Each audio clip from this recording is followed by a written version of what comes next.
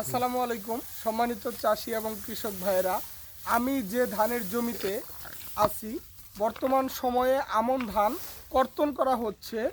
আমার এ জমিতে আমি যে ধান রোপণ করছি এটা হচ্ছে ধান 52। বাংলাদেশ ধান গবেষণা ইনস্টিটিউট থেকে সংগ্রহীত বীজ থেকে আমি চারা উৎপাদন করে আমি জমিতে রোপণ করি।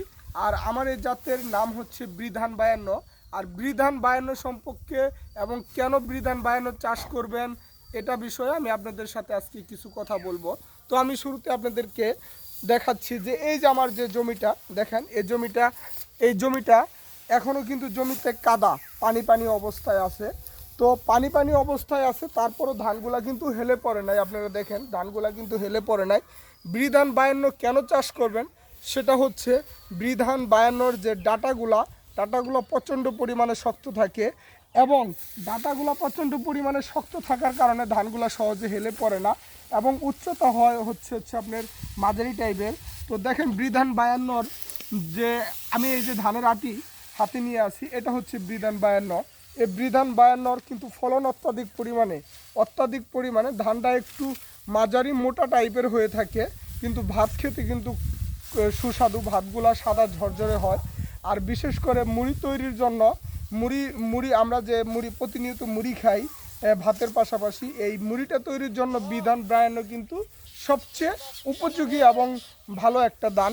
তো আপনারা ধান 52 চাষ করবেন, ধানগুলা সহজে হেলে পড়ে না, রোগ প্রতিরোধ ক্ষমতা অনেক বেশি। বর্তমান সময়ে কিন্তু কারেন্ট পোকা এবং শীষ ব্লাস্ট প্রচুর পরিমাণে আক্রমণ করছে, কিন্তু আমার এই জমিতে ধান 52 থাকার কারণে এই জমিতে কারেন্ট পোকা এবং শীষ ব্লাস্ট এবং অন্যান্য রোগ প্রতিরোধ ক্ষমতা রোগ ব্যাধি অনেকটা কম। তো অন্যান্য ধানের মধ্যে অনেক ধরনের রোগ ব্যাধি দেখা গেছে, কিন্তু আমি আমার এই ধান 52-তে তেমন কোনো রোগ ব্যাধি দেখা যায় না। আর এই জমির ধানটা হচ্ছে আপনার একটু উঁচু জমিতে এবং নিচু জমিতে উভয় প্রকার জমিতে চাষ করা যায়। তো উভয় প্রকার জমিতে আপনার ধান 52টা চাষ করা যায়। তো সে কারণে আমি বলছি আমাদের এই ধান 52টা আপনারা সবাই অল্প অল্প করে হলেও চাষ করে দেখবেন, ইনশাল্লাহ অনেক ভালো ফলন হবে। যেহেতু আপনার হচ্ছে আমাদের উৎপাদন ক্ষমতা অনেক বাড়াতে হবে। দেখা যায় ধানটা একটু মোটা টাইপের হলেও এটার বিঘা প্রতি দেখা যায় যে 33% মোটামুটি 18 থেকে 20 মণ পর্যন্ত ফলন পাওয়া যাবে, আমি এটা আশা করতেছি। তো যখন আমি ধানগুলা বাড়িতে নিয়ে এটা হচ্ছে মাড়াই করার পরে আমি একটা ওজন দিব, তখন আমি নির্দিষ্ট করে বলতে পারবো যে এটা এই আমার জমিতে 33% জমিতে এই ধান 52 কতটুকু হয়েছে। তারপরও আপনারা একটা বিষয় খেয়াল করেন, দেখেন এই যে এদিকে দেখাও ধানগুলা একদম, আর ধানগুলা হচ্ছে একসাথে মোটামুটি পেকে যায়।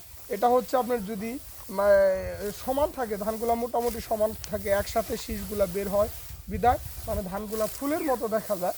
তো তুমি এই জমিটা দেখাও, সুন্দরভাবে দেখাও আমাদের কৃষক ভাইদের, তো পুরাটাই দেখাও, এই সাইড, হ্যাঁ এই সাইডটাও দেখাও।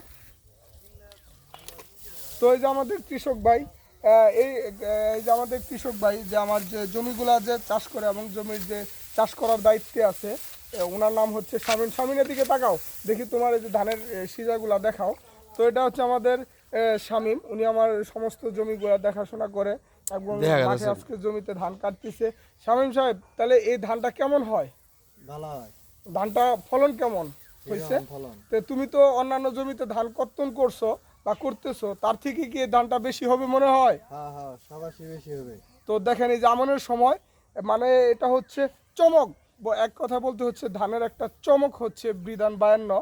তো এই ধানটা কিন্তু হচ্ছে আপনারা একটু উঁচু জমি নিচু জমি উভয় জমিতে আপনারা চাষাবাদ করতে পারবেন, তাই না শামীম? তো আমাদের এই জমিটা একটু পানি আছে, তারপরেও কিন্তু এটা নিচু জমি, অনেকবার পাহাড়ি এলাকার ঢল এসে ধানগুলা সয়ে দিছে, তারপরেও ধানগুলো আস্তে আস্তে সোজা হয়ে গেছে, খাড়া হয়ে গেছে। তো আপনারা চাইলে জাতের আমন এই যে 52 ধানটা চাষাবাদ করতে পারেন। তো সবাই ভালো থাকবেন, সুস্থ থাকবেন, আল্লাহ হাফেজ।